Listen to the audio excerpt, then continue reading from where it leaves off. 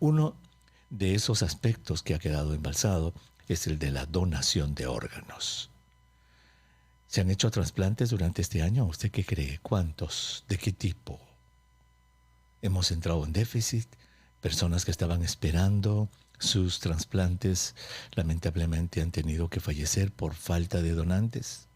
Pues ese es el tema del programa de hoy. El doctor Juan Almeida, director general de donaciones, trasplantes y bancos de sangre del Ministerio de Salud, está con nosotros. Le damos la bienvenida en esta entrevista digital. Doctor Almeida, muy buenos días. Qué gusto de saludarlo. Doctor Huerta, buenos días. Encantado. Gracias por estar con los oyentes de RPP Noticias, doctor Almeida. Vamos a tener que tomar una pausa en 40 segundos, pero le pregunto de frente, ¿ha sufrido mucho el movimiento, la disciplina de trasplantes durante este año de pandemia, doctor? Bastante. El año 2020 se ha reducido un 25% del número de trasplantes que se hicieron en relación al 2019 en el país. 25%.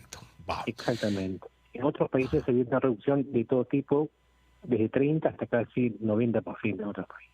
De 30 a 90. O sea, digamos, para el promedio mundial, que es amplio, hasta 90%, nosotros hemos tenido 25%.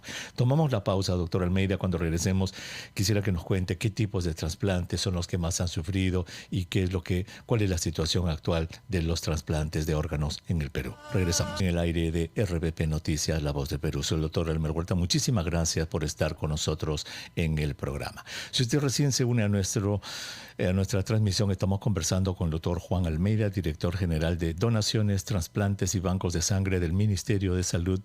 Y estamos viendo cómo ha transcurrido este año de pandemia en el sector de las donaciones de órganos, y el doctor nos ha dicho que se ha afectado muchísimo lo que son donaciones de órganos en el Perú, habiendo disminuido aproximadamente, nos dicen, 25% la actividad de donación en el Perú.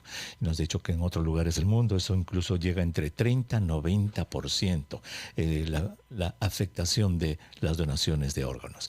Doctor Almeida, si se puede decir, por ejemplo, antes de la pandemia, ¿cuáles eran los órganos más donados y durante la pandemia cómo se ha afectado eso? Bueno, lo que más se necesita siempre son trasplantes renales, luego hígado, corazón, pulmón, páncreas. También en el país se hace trasplante de médula ósea, córneas, que es lo más frecuente que realizamos. Cuando empezó la pandemia, bueno, primero teníamos un momento crítico, ya que las unidades de cuidados intensivos, bien sabido, no podían ubicar a los posibles donantes para hacer el mantenimiento del donante, ya que teníamos muy pocas camas que estaban ocupadas por pacientes COVID. Entonces, hubo entre marzo y junio aproximadamente un vacío que no se realizaron trasplantes. No era posible porque no había cómo mantener estos donantes. También había problemas con el personal, ya que muchos fueron reubicados para atender pacientes COVID. Personal que hacía la labor de procura, de coordinación de trasplantes, los mismos trasplantólogos. Igualmente teníamos dificultades logísticas. Por ejemplo, los donantes hay que hacerle exámenes auxiliares como ecografías, tomografías, exámenes de laboratorio para ver si está en condiciones un trasplante. Entonces, sabíamos igual, los servicios auxiliares, los servicios de apoyo, estaban llenos. Los tomógrafos estaban con pacientes que requerían para el estudio de COVID. Entonces hubo bastante dificultades. Lo que se hizo en primer momento es priorizar aquellos que eran urgentes. Se trató de ubicar, por ejemplo, en COR, que no tenían en su momento pacientes COVID, en lugar, se trasladó a algunos trasplantes. En este caso se priorizaron los que eran de urgentes, de corazón, hígado al principio, para en su momento empezar con los trasplantes renales solo si había las condiciones necesarias. Ahora, cuando usted habla, por ejemplo, de que el uso de camas de cuidados intensivos se afectó, lo que nos ha descrito es que los recursos humanos, las camas, los recursos tecnológicos, todo se derivó obviamente a COVID. Pero explíquele a nuestros oyentes por qué es necesaria una cama de cuidados intensivos en este proceso de donación. ¿Quién la usa? ¿Cómo es? Claro, el donante, nosotros pasamos a tener al posible donante, que es aquel que está en lo que llamamos muerte encefálica, conocido como muerte cerebral. Estos pacientes tienen que estar mantenidos, es decir, tenemos que estar sostenidos por un tiempo para que puedan esos órganos mantenerse todavía funcionantes y pueden ser trasplantados en una unidad de cuidados intensivos.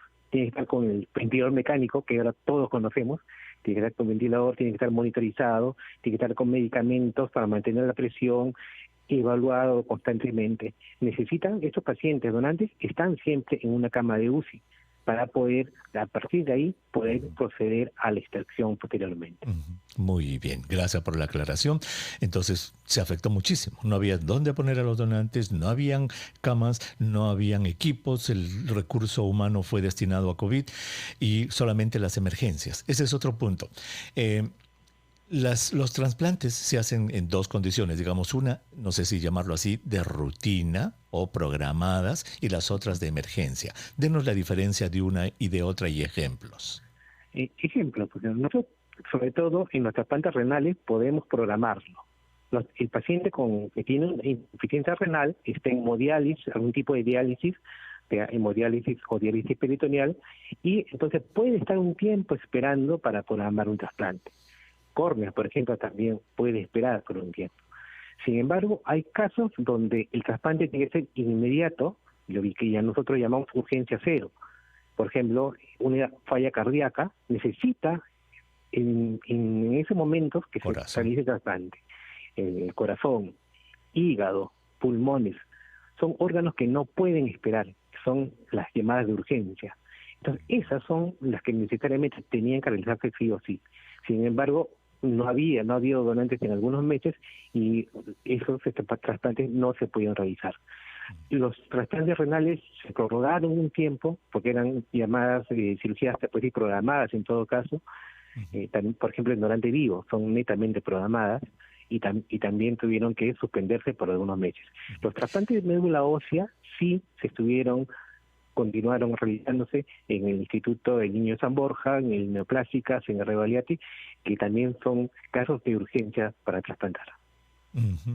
Ahora, comparando con años anteriores de la pandemia, obviamente con 2017, 18, 19, ustedes han logrado cuantificar, calcular el número extra de casos de fallecimientos por no haber recibido servicios de trasplante. Es un poco difícil mantenerlo porque nosotros, como en la selección, lo que tenemos es una lista de espera. No tenemos todo el total de pacientes, por ejemplo, que están en diálisis, porque no todos son candidatos a trasplante. Tenemos la lista de espera. Lo que sí hemos observado, como en otros países, que la lista de espera aparentemente no se ha incrementado en un número muy grande. ¿Por qué? Dirían, pues si no se están trasplantando, debería haber más pacientes en lista de espera. Lo que pasa es que los pacientes no han estado siendo monitorizados, estudiados y preparados para el trasplante. El paciente que está en lista de espera está listo, está esperando el trasplante. Ha sido evaluado, hecho exámenes, radiografías, evaluación psicológica, está listo. Pero ¿qué pasa? Que estos pacientes, pasado un tiempo, estos exámenes se vencían y salían de lista de espera. Y como no ha habido dificultades en la consulta externa, también ha habido demoras en la atención y hay quienes han salido de lista de espera sin que se diga de que no requieren un trasplante. No podemos salir en este aspecto de seguimiento de cuál ha sido su destino de esos pacientes. Y entre los pacientes que estaban en lista de espera, doctor, ¿tienen ustedes tabulado los casos de fallecimientos, por ejemplo, que ya estaban en lista de espera, esperando? Se estima que 1 o 2 pacientes han estado falleciendo diariamente por falta de un trasplante. 1 a 2 diarios. ¿Cómo? Si pudiera repetir eso, ¿cómo? Sí, 1 a 2 pacientes que se estima, estamos haciendo todavía el examen de evaluación finales del año, que podrían haber fallecido por falta de un trasplante. ¿Cada día? Cada día. Sería lo que esperamos, no tenemos la causa específicamente de fallecimiento, pero es lo que tenemos, ¿no? Wow. Doctor, vamos a tomar una pausa. Cuando regresemos vamos a seguir la conversación. Quiero invitar a nuestros oyentes si tienen preguntas sobre trasplantes. El tema, señor, es trasplante de órganos. ¿Tiene usted una pregunta sobre trasplante de órganos que hacerle al doctor Juan en la transmisión? Estamos conversando con el doctor Juan Almeida. Él es director general de donaciones, trasplantes y bancos de sangre del Ministerio de Salud. Doctor, vamos a tomar llamadas de nuestros oyentes con respecto a el trasplante y vamos a ver tenemos aquí a nuestra oyente. Oh, cortó la oyente que teníamos. Doctor, quería preguntarle sobre donación de sangre. También la donación de sangre se ha afectado mucho durante este año. Sí, fue afectada también grandemente, pero hay que tener en cuenta que al principio también la necesidad disminuyó, ya que cuando al inicio de la pandemia hubo la inmunización social, disminuyeron también los números de accidentes de tránsito, de accidentes laborales, de quemados, manteniéndose las necesidades en hemorragias maternas, pacientes con leucemia, pacientes con enfermedades hematológicas. Entonces, si bien la demanda disminuyó a un aproximadamente 50%, disminuyó también los donantes, ya que las personas no se acercaban a los hospitales para donar, porque tenían el temor lógico de poder ser contagiados.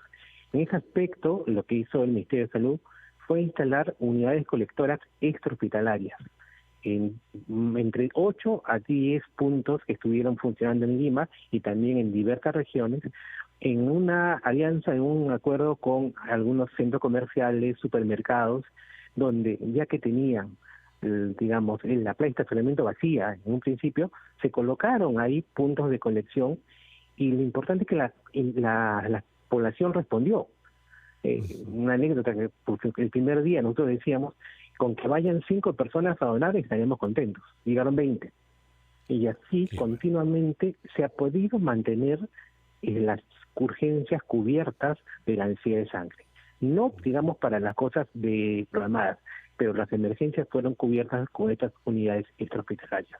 Qué interesante, qué interesante. Eso nos demuestra que con el adecuado mensaje la gente responde realmente, doctor. Vamos a escuchar a nuestros oyentes. Vamos con Rosana, que está en San Miguel. Rosana, muy buenas tardes. Gracias por estar en el programa. El doctor, la escucha el doctor Almeida. Doctor Huerta, muy buenas tardes. Doctor Almeida, muy buenas tardes. Yo tengo una hija de 17 años que tiene cirrosis hepática y yo he estado haciendo su trámite para poderla escribir en el Hospital Rebagliati porque ahí le toca. Y justo viene la pandemia y todo se ha quedado en stand-by y estoy muy preocupada.